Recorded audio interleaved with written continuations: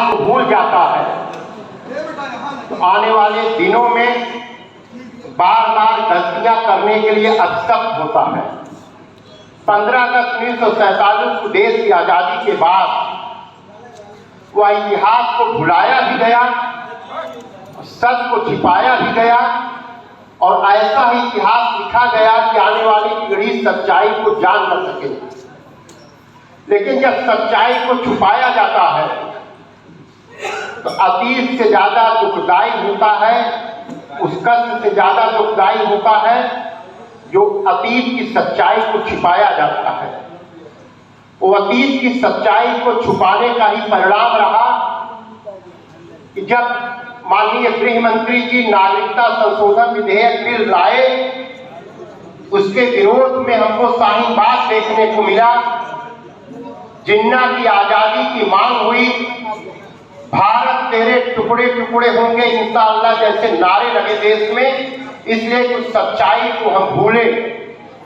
जब सच्चाई सामने आ रही है और राजनीतिक दल उनके साथ खड़े मिले, आज वो भी राजनीतिक दल बेनकाब हो रहे हैं जो भारत के विभाजन के कारण थे। बहुत लंबे कालखंड में हम नहीं जाएंगे। द्वितीय विश्व युद्ध 1939 में प्रारंभ होता है। पूरे देश में एकमात्र नेता नेताजी सुभाष चंद्र बोस थे जिन्होंने कहा था कि द्वितीय विश्व युद्ध में हमें ब्रिटेन का साथ नहीं लेना चाहिए। नेताजी सुभाष चंद्र बोस के अलावा पूरी कांग्रेस अंग्रेज जो ब्रिटेन के साथ खड़ी मिली, हमें उसका कोई लाभ नहीं मिला। नेताजी ने कहा हमको आजादी के सिवा कुछ नहीं चाहिए। पंडित जवाहरलाल नेहरू ने कहा कि पावर का ट्रांसफर होना चाहिए, इसलिए वो अंग्रेज के साथ खड़े मिले, जिसका परिणाम निकला कि 9 अगस्त 1942 को भारत छोड़ो आंदोलन की घोषणा करनी पड़ी।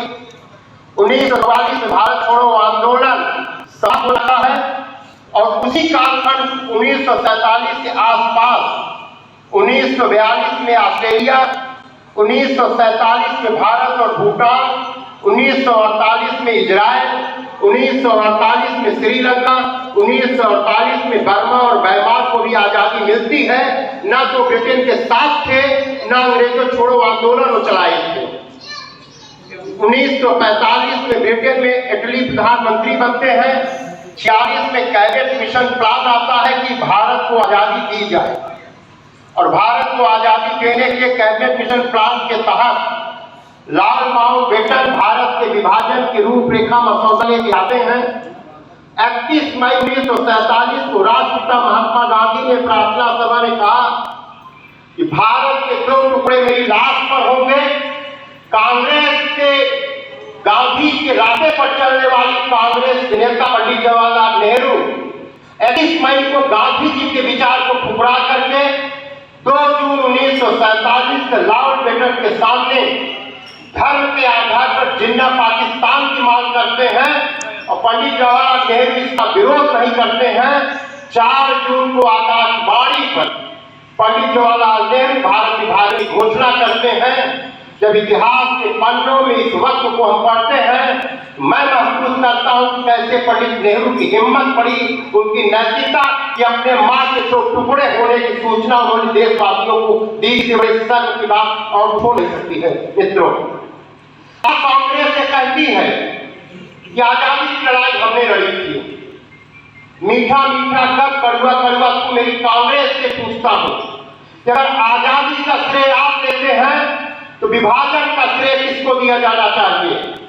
इस रावी नदी के तट पर 1930 में पूर्ण स्वराज की घोषणा की गई थी। वो रावी नदी का तट कहां पर है? जिस लाहौर की स्थापना भगवान श्री राम के पुत्र लव ने की, वो लाहौर कहां है? जिस मां ढाकेश्वरी देवी ढाका में, मेरी मां कहां पे है? गुरु नानक का जन्म स्थान नाना साहिब कहां पे है? और जब गांधी जी कहते थे कि मेरी लाश पर बंटवारा होगा, तो गांधी के विचार को कांग्रेस ने कितना माना? आज युवा पीढ़ी कांग्रेस इसका जवाब चाहती है। कांग्रेस वर्किंग कमेटी की बैठक में 29 लोग विभाजन के पक्ष में, 157 लोगों ने इसका विरोध किया था और ये भारत का बंटवारा हुआ था। मित्रों, ये जो अपने को कांग्रेस कहती है आजादी की, आप वापस होगा भारत छोड़ो आंदोलन में पंडित जवाहरलाल नेहरू अहमदनगर का किला मिला था रहने के लिए, वहां उनको सुविधा मिली थी, उन्होंने डिस्कवरी ऑफ इंडिया लिखा। राष्ट्रपिता महात्मा गांधी, राम मनोहर लोहिया, जेबी कृपलानी, मौलाना अबुल कलाम आजाद थे। आज कांग्रेस के साथ खड़े हैं। डॉक्टर राम मनोहर लोहिया के पतियों बदलने की बात करते हैं। माननीय गए कि विभाजन दिवस में प्रतापगढ़ की समाज जनता राजन के बीच में मीडिया के मित्रों के सामने आपसे कहना है कि डॉक्टर राम मनोहर लोहिया की भारत विभाजन के महाराज की पुस्तक को पढ़िए। डॉक्टर लोहिया में स्पष्ट लिखा है कि भारत के विभाजन पंडित जवाहरलाल नेहरू लॉर्ड माउंटबेटन की पत्नी के प्रभाव में आकर के भारत विभाजन को एक स्वीकार किया था। यह डॉक्टर राम मनोहर लोहिया ने लिखा है। India means freedom, Abul Kalam Azad के पेज 177 अबुल कलाम ने साफ लिखा है कि भारत के विभाजन एकमात्र जवाहरलाल नेहरू और कांग्रेस की नीति थी, जिन्हें अपने पूरी नहीं थे जितना कांग्रेस दोषी थी। तो डेमोक्रेसी थी। प्रतापगढ़ के माटी के सपूत राज्यसभा के माननीय संसद प्रदेश के महामंत्री अमरपाल मौर्य जी आए हैं। एक बार हम चाहे ताली बजा करके भाई साहब का हम सब स्वागत करें और वो सुनना चाहेंगे 2 मिनट।